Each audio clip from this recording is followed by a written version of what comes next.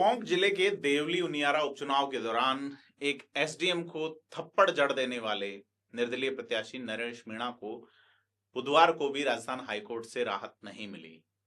High court ने मामले की सुनवाई करते हुए टिप्पणी की और कहा, चोरी ऊपर से सीना चोरी, और पुलिस से केस डायरी समेत आरोपी का आपराधिक रिकॉर्ड पेश करने का निर्देश दिया।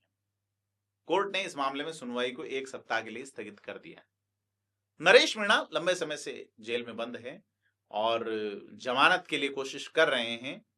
आपको याद होगा कि देवली उनियारा विधानसभा क्षेत्र के समरावता गांव में उपचुनाव के दौरान मतदान का बहिष्कार हो रहा था। निर्दलीय प्रत्याशी जो नरेश मीणा ग्रामीणों के साथ धरने पे थे, उन्होंने प्रशासन पर जबरन मतदान कराने का आरोप लगाया और वहां मौजूद एसडीएम अमित चौधरी को एक थप्पड़ जड़ दिया। थप्पड़ आप लोगों ने वीडियो में देखा ही होगा।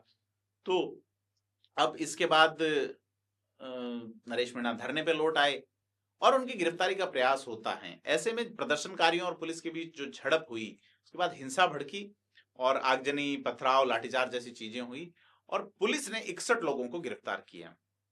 हाईकोर्ट ने समरावता हिंसा मामले में नरेश मीणा की जमानत याचिका पर सुनवाई शुरू की और कोर्ट ने मामले को गंभीर माना और केस डायरी और पूरा रिकॉर्ड मांगा है।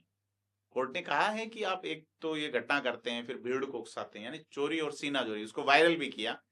तो कुल मिला के नरेश मीणा को जमानत कब मिलेगी, बड़ा सवाल है, क्योंकि नरेश मीणा ने अच्छे खासे वोट लिए थे। उनपे 4 एफआईआर हुई है, 2 गिरफ्तारियां हो चुकी हैं। पहली एफआईआर एसडीएम अमित चौधरी की शिकायत पे हुई, जिसमें मारपीट और ईवीएम से छेड़छाड़ का आरोप है। दूसरी एफआईआर पुलिस ने दर्ज की, जिसमें आगजनी और हिंसा का मामला है। दोनों मामलों में नरेश को गिरफ्तार किया जा चुका है। तीसरी एफआईआर हाईवे जाम करने का आरोप है और चौथी एफआईआर रिटर्निंग ऑफिसर ने कहा कि ईवीएम से छेड़छाड़ की शिकायत है। तो ये इनमें जमानत मिलती भी है तो पुलिस उनको तीसरे या चौथे मामले में अरेस्ट कर सकती है, क्योंकि वहां अभी तक गिरफ्तारी हुई नहीं है। तो बड़ी चीज ये है कि वकीलों का ये कहना है, नरेश मीणा के जो वकील हैं फतेहराम मीणा, उन्होंने कोर्ट में दलील दी कि पुलिस नरेश मीणा को जेल में रखने की साजिश कर रही है। जमानत मिलने के बावजूद उनको अन्य मामलों में गिरफ्तारी दिखा के रिहाई रोकी जा सकती है, क्योंकि बड़ी चीज ये है कि 61 लोग जो गिरफ्तार हुए, उनमें से 18 जिला न्यायालय से और 40 हाई कोर्ट से जमानत पे छूट चुके हैं। 3 नाबालिग जो है वो बाल न्यायालय से जमानत पा चुके हैं। अब इस मामले में 1 सप्ताह बाद अगली सुनवाई होगी और बड़ी चीज ये है कि ये प्रकरण पूरा एक थप्पड़ तक सिमटा हुआ नहीं है।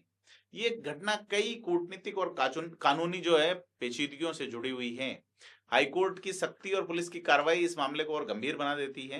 देखना यह है कि 1 सप्ताह बाद हाईकोर्ट का रुख क्या रहता है केस डायरी और तमाम चीजों पे, क्योंकि नरेश मीणा कोशिश कर रहे हैं जेल से बाहर आने की। और एक नया नेता, नरेश मीणा कभी कांग्रेस से टिकट मांग रहे थे, नहीं मिला तो हाड़ौती इलाके में चुनाव लड़ा, फिर उपचुनाव में यहाँ देवली उनियारा से लड़े, दौसा से भी टिकट मांगा था। कांग्रेस से शायद उनका टाटा बाय हो चुका है। कांग्रेस इस मामले में अपना पैर फंसाना भी नहीं चाहती। भाजपा क्या देखेगी कि जब उनके उम्रदराज होते हुए एक प्रभावशाली नेता बाबा किरोड़ीलाल मीणा राजनीतिक सेवानिवृत्ति की ओर जाएंगे, या लेकिन उनकी बगावती सुर से लगता नहीं। तो क्या नरेश मीणा जो अभी चर्चाओं में हैं और लगातार उनकी चर्चाओं को हाइप मिल रही है, फ्यूचर की पॉलिटिक्स में एक प्रभावी मौका हो सकते हैं? किस पार्टी के लिए? कांग्रेस से ठन चुकी हैं, अब चूंकि राहत नहीं मिल रही है तो न्यायालय की ओर से नहीं मिल रही है। क्या सरकार 1-2 साल तक इस हाइप को बनाए रखकर बाद में नरेश मीणा को लॉन्च कर सकती है? भाजपा लॉन्च कर सकती है या कांग्रेस? यह वक्त के घेरे में है, एक तरह का पॉलिटिकल कयास है। आपको क्या लगता है? कमेंट करके बताएं, वीडियो को लाइक शेयर करें। धन्यवाद।